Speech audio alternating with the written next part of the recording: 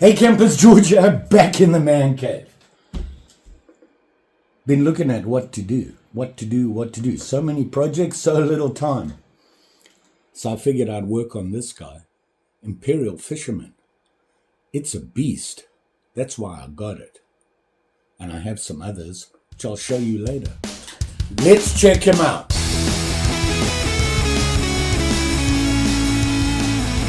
Here is the guy here.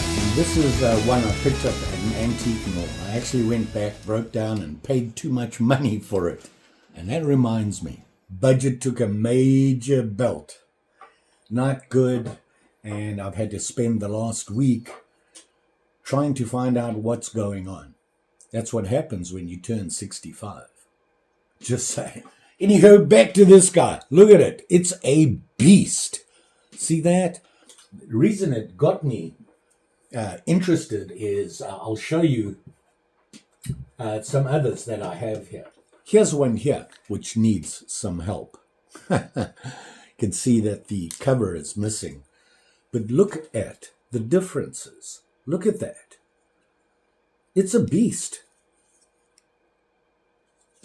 Huge difference. This is smaller, thinner, not as sturdy. This guy, look at that. And I was impressed. I like that idea. Thick blades, got all you need for a fisherman. Well, it needs some love. So that's what we're going to do. Here it is here. You can see that. Look at the length of that thing. That's for when I catch those big fish I'm always catching. Yeah, to release the hook out of it. Wow.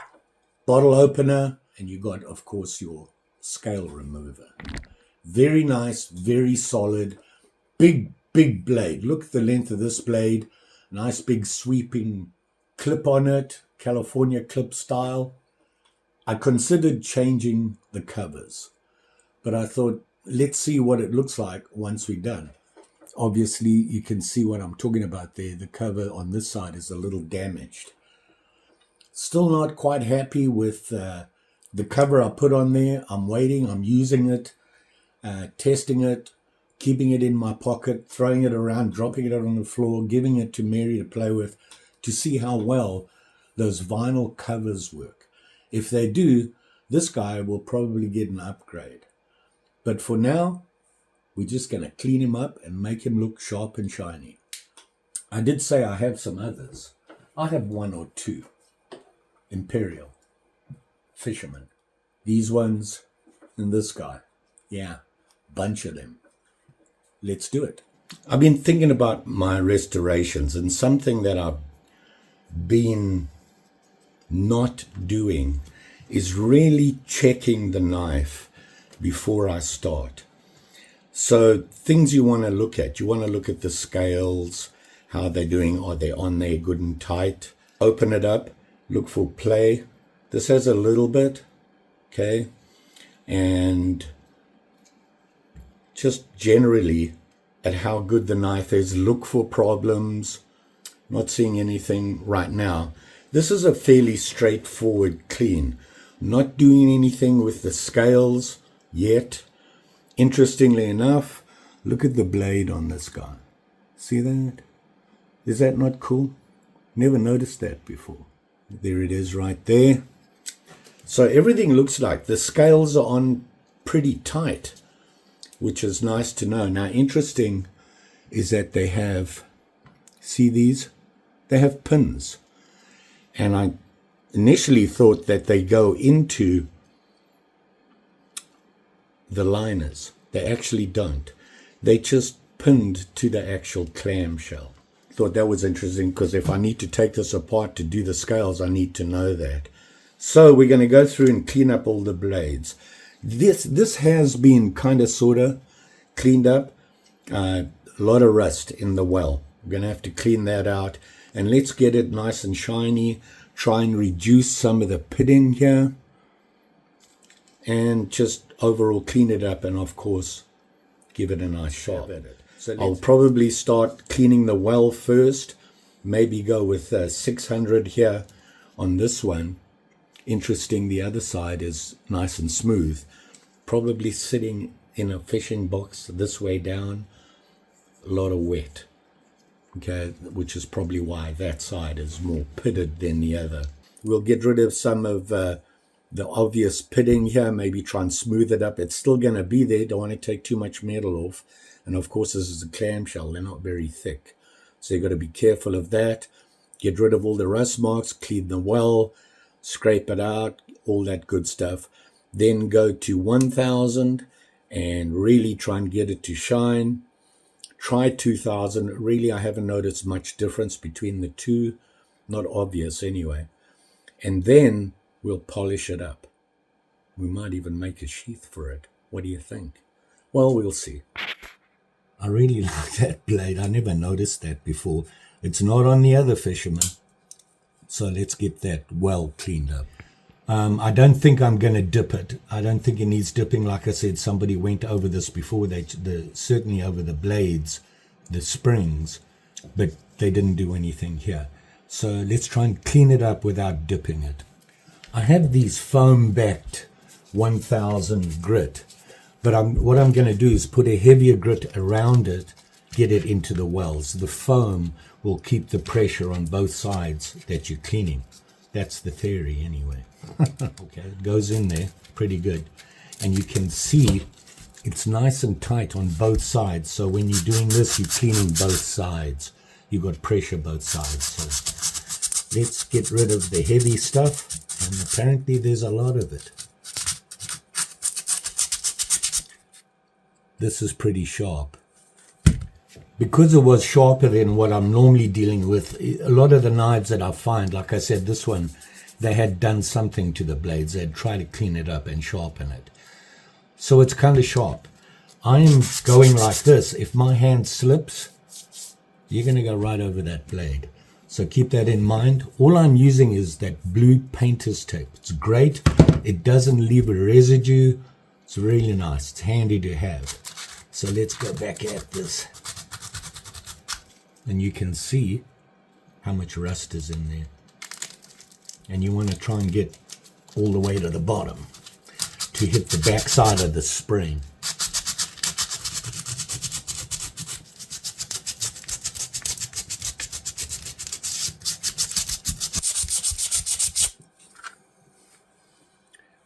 Okay, we've got most of the rough stuff off. You can see it there. A lot of goop, not goop, but rust. Now I'm going to go to a little bit finer sandpaper, and I find we can do the same thing again using the foam pad, because I use pretty heavy sandpaper here, so it's kind of scratchy. Let's see if we can get it better than that and get it to really shine.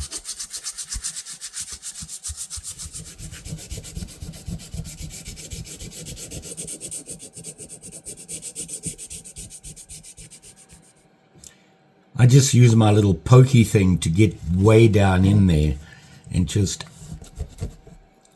try and clean them up, get rid of the excess rust that I removed, the dust basically. You can see I just use Orange Glow wood furniture stuff. It's just an oily substance, and it just helps pull out all the dust. And like I said, I use this. I just put it in there and rub.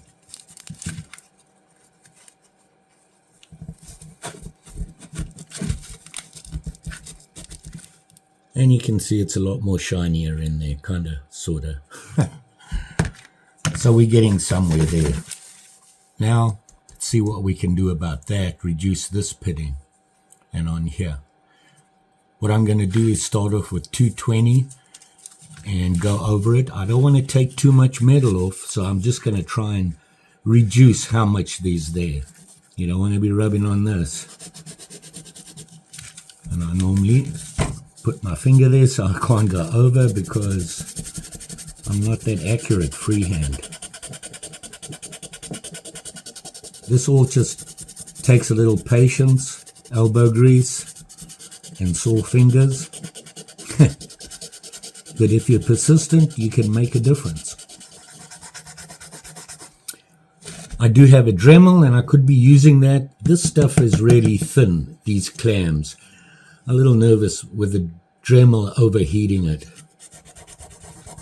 You're never going to get rid of the pitting. This just reduces how obvious it is.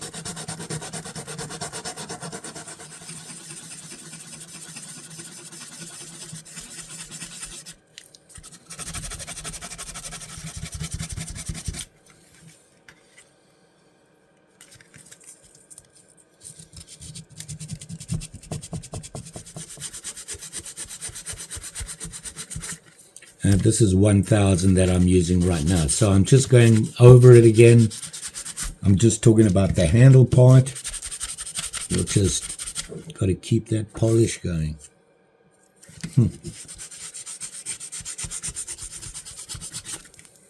Let's see there. Yeah, I think I'm going to have to replace this handle. It's really not in good shape at all. There's a lot of sticking up. But like I said, I want to finish experimenting first before I do that. See if that helps. That smoothed it out a little bit.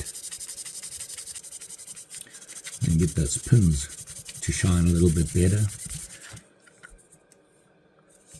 You see how the cover has actually shrunk away.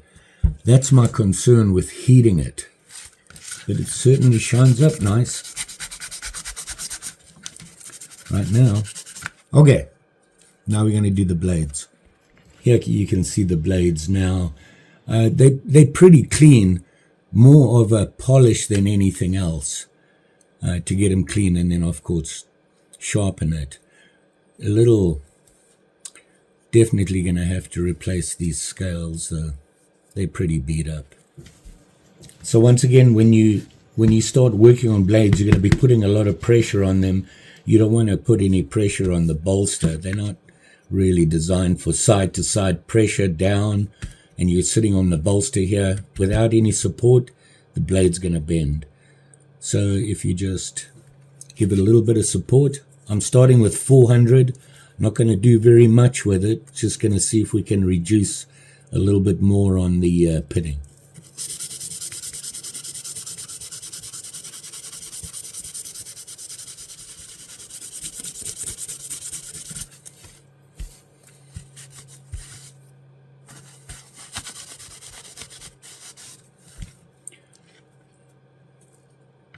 So they're shining up. I mean, like I said, they were pretty good before.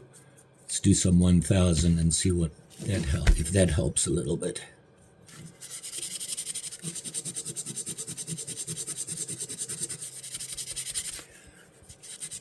I'll do the initial with the 1000. I'll go all over the place, backwards, sideways, upside down.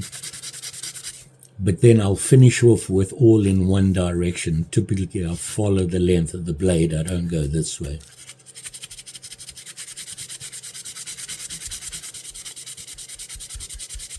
When you work on that point, when you come to polish this point, if you look, it's sticking up.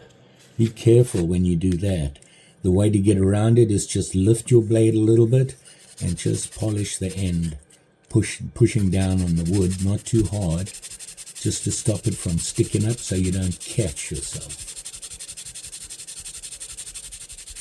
And don't forget the spine.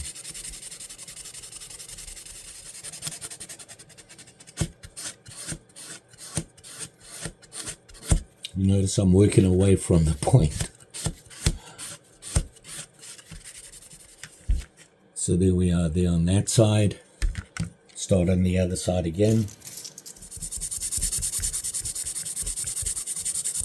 It's even more dangerous here as your blade. If you keep it off the edge here, it'll protect you somewhat. Just be aware of all this stuff. I want to show you something. I went to close the blade. Now, if you look at it, it's sitting correct now. But before, just now when I closed it, it actually stopped about there. You see that? And I thought, oh, I didn't notice that before. I'm going to have to trim this down. before you do that, remember when I was cleaning in here? Well, going back and forth along here, there was a buildup of the stuff I'd scrapped off underneath here, so that when it closed, this closed on it and it was sitting high. Don't be trimming that down until you make sure that that's all clean. So I just cleaned it out, and this little piece here was stuck in there. Well, I nearly filed that down for no reason, and if I'd got rid of that, when I would have closed it, it would have dropped too far in. So be aware of that. Before you decide to clean this off, make sure you clean in your trench first, in the well down here. And of course now, it closes perfectly. So now I'm going to quickly go through this guy. I'll go through the same process again, quick polish and clean.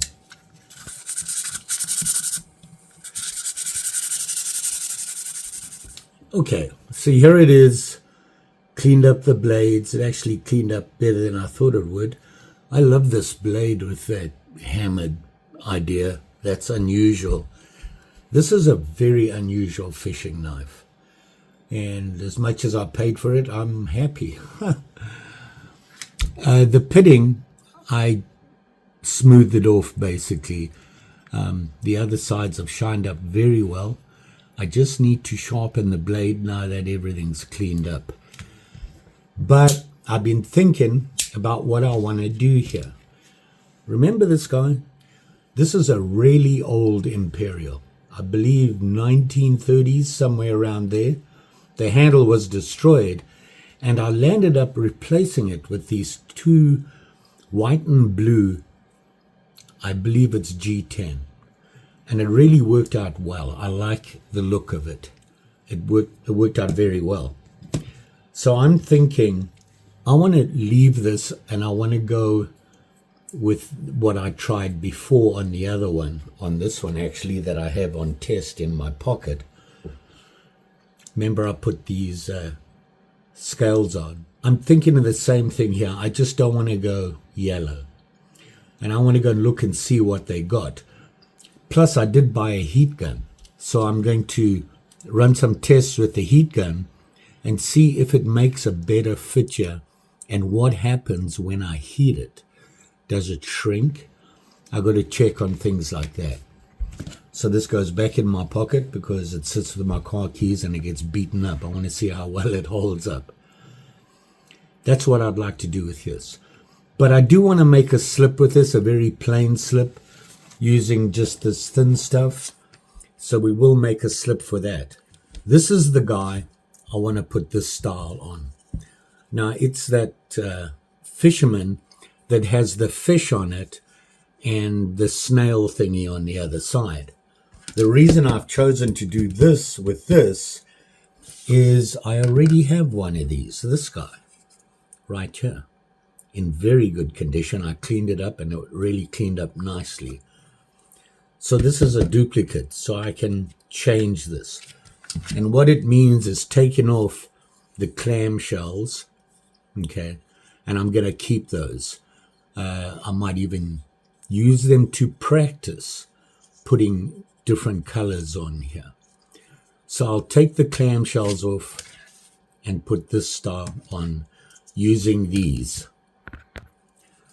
I've just basically glued them together to get them ready, and they're going to be the green and white, just like this is blue and white.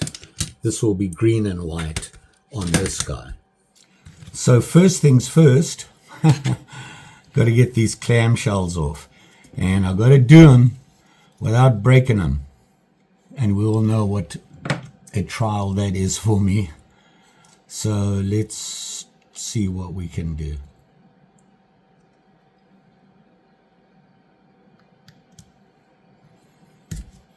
Oh, wow. One down. This is going to be a challenge.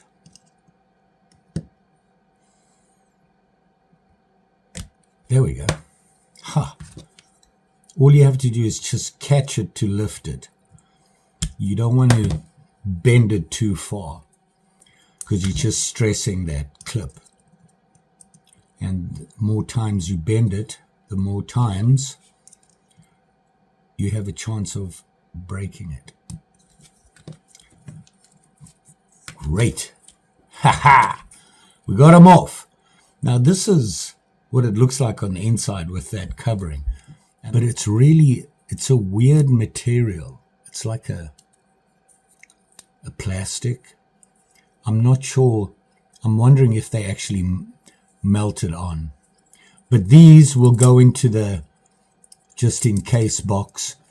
I might just find a knife similar to this, and this is a pretty common shape, a very old school jack that they convert they made into the fishing knives.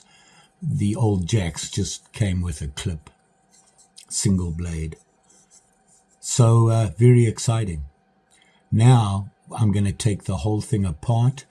I have to take the pins out anyway to fit this.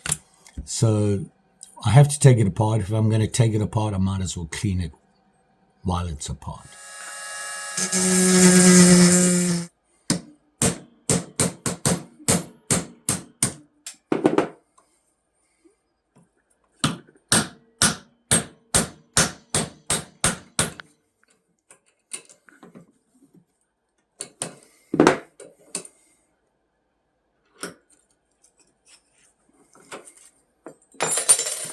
Okay, so here we have this blade and the clip, and we have these two going on here. We sort of take it more apart, but these are really rusty.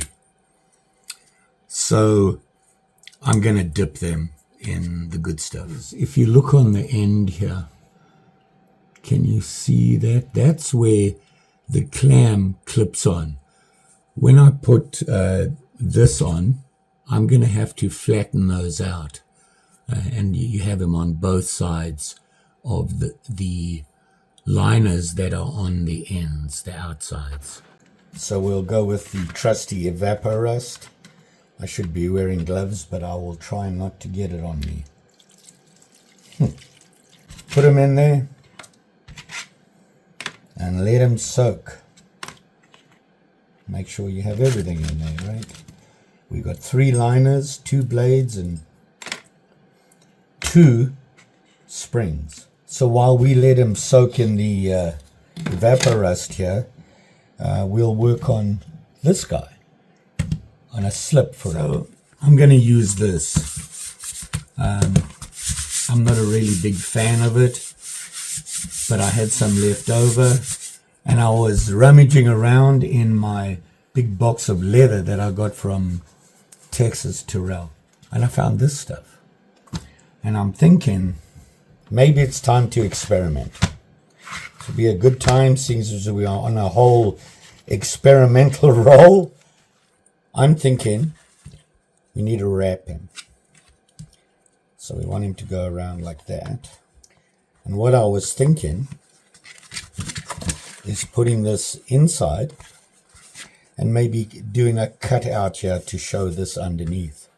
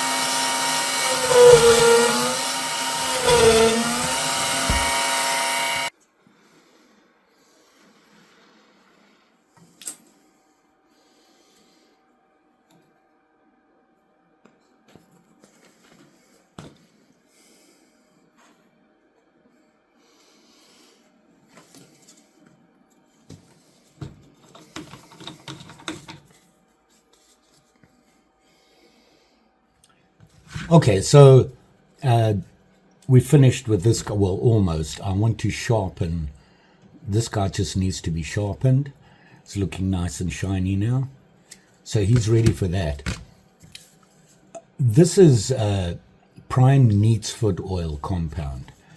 And if you remember the way this leather is, let me get something. Here's the piece I cut out. It's really soft, flexible, and dry. Okay, so I use this. I've already put a coat on, and you can see the difference. And I'm going to put another coat on, soak it a little bit more. It's a really good leather preservative. It keeps the leather supple, stops it from cracking, all that good stuff. So I'm going to do that quickly. Paper towels from the local store. Paste it on here, and you can see right away the leather darkens. But it'll lighten up once it soaks in and gets settled in there. And it's just a really good thing to do to all your leather stuff. I put this on all my fixed knives, the leather sheaths, and it really keeps. I do it about once a year.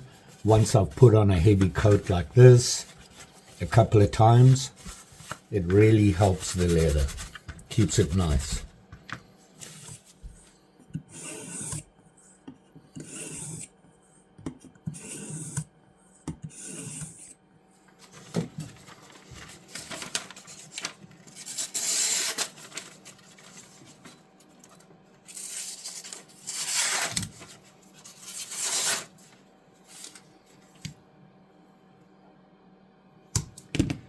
Sharp and shiny now.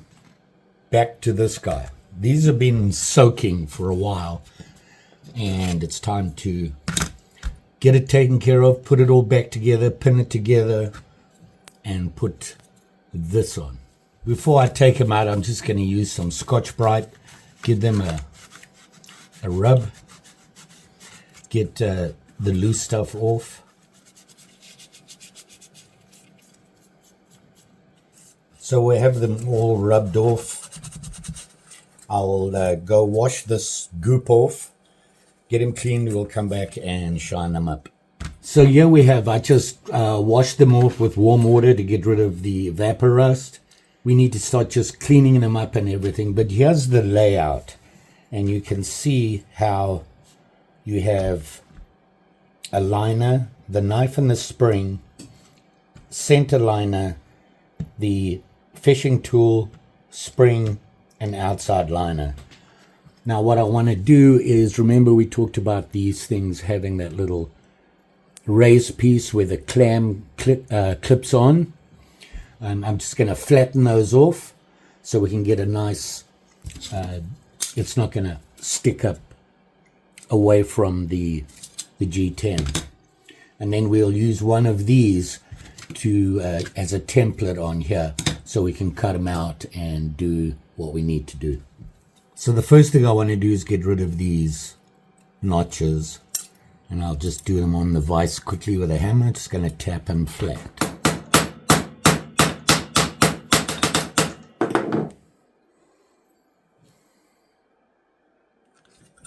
Now I'm just going to clean them up because I just don't want any buildup on it, and make sure these are shiny, the edges, because that's what's going to show.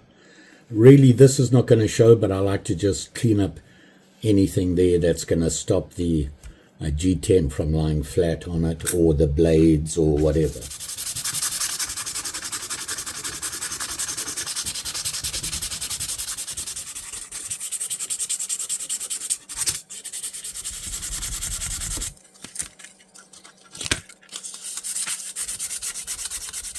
Okay, so we've cleaned them up, given them a nice quick clean over at 400. Once I put everything together, we're going to be doing a final cleanup, which would be 1000 grit with mothers, and that should really bring them out. So now I have the G10. You can see I glued it together using JB Weld, the clear. I really like it. It works on just about anything. And we're going to use one of these as a template.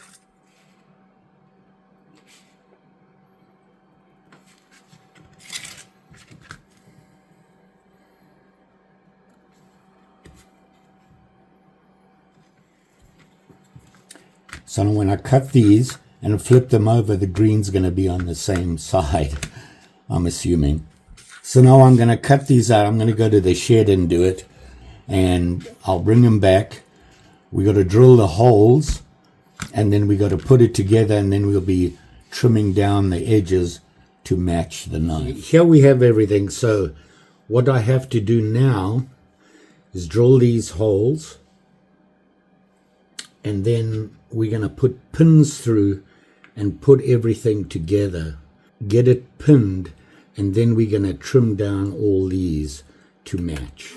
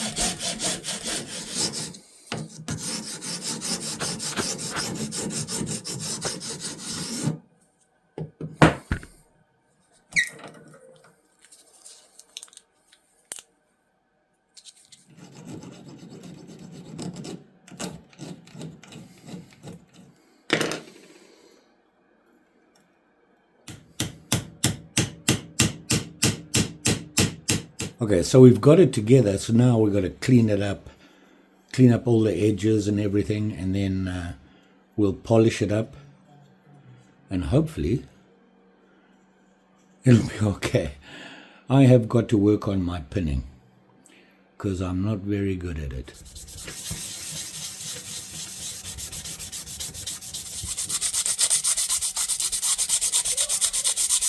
And I was using 400. Now I've got to start cleaning everything up. I kind of rounded the edges and got everything to line up with all the metal. So now we go to finer. Let's start cleaning everything up.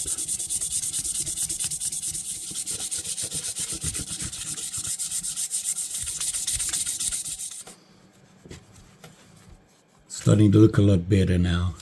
We got it down, shaped pretty close, and that was with 600. So now I'm going to go to 1000 and see how it looks, and then we got to get onto the blades. After 1000, and now I've got to get onto the blades and get them all shined up.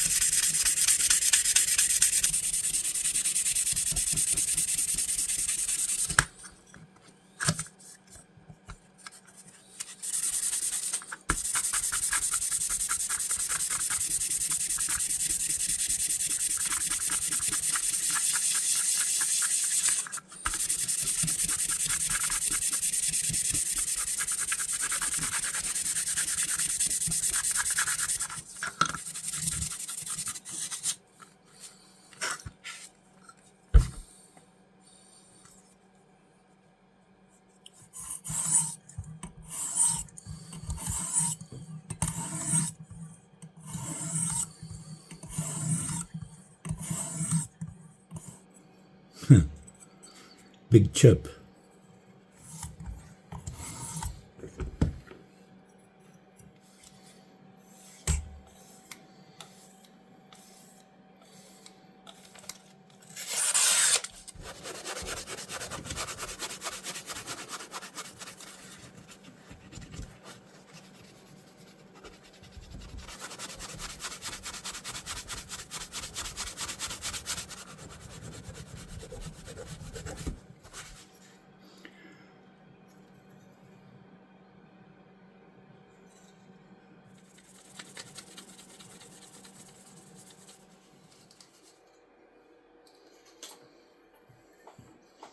Just oiling them.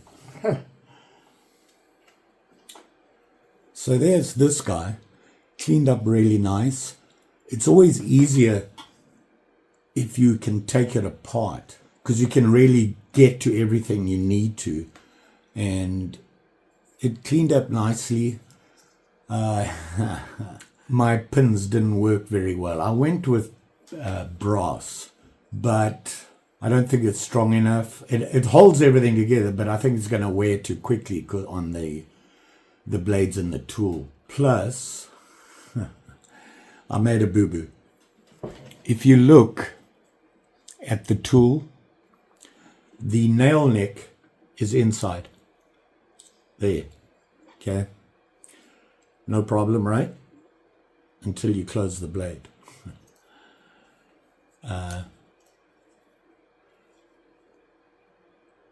The tool should have been on the other side.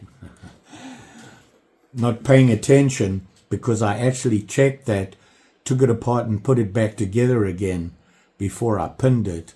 And when I put it back together, I didn't check. Lesson learned. I'm going to be replacing the pins anyway, but you can see it works fine. It came out better than I thought it was, and you can see it there. And here's the other one I did. You can see the single blade guy and then the two blade. I like this idea. It's pretty cool. Very simple knives. Nice little project if you don't mess it up. And, you know, you get to clean a knife and make it all pretty again. And so one thing that I was thinking about when doing these was you find a lot like this, but not the fish knives. They're just the plain single jack knife with a big long clip. And the handles are messed up and everything. And I thought I could do the handles on there. And then I thought, just looking at this, I could probably do the scaler on them and make a hook remover on the back like this one is, or even put a hook remover on the blade, so you'd have the scaler, the blade, and the hook remover here. It just won't come to a sharp end. This one never did. So I thought, you know, I see them a lot, and I look and the scales are damaged in that, and I'm like, no, I don't want it. Well, now I can do things with it. Just like this guy. Replace the scales on it. This one is obviously the two-blader, and it has the separate tool. It's a little smaller than that one. There was a nick at the top of the blade here, so I had to really dig into it. But that just helped because it put a nice point on the end here, you can see there. And they sharpened up just fine. So there you go. That was this guy. And then, of course, this guy here. All I did was clean him up, make him look a little shinier than he was. I'm going to replace these because it's coming apart here, especially. And I want to, you know, try out, practice a little bit more, which reminds me, I've been carrying that guy around, like I said. This is the one where I replaced it. And this will work. It's been really sturdy. I've been really rough with it. And it's handled it pretty well. So I'm thinking I'm going to do the same thing on here.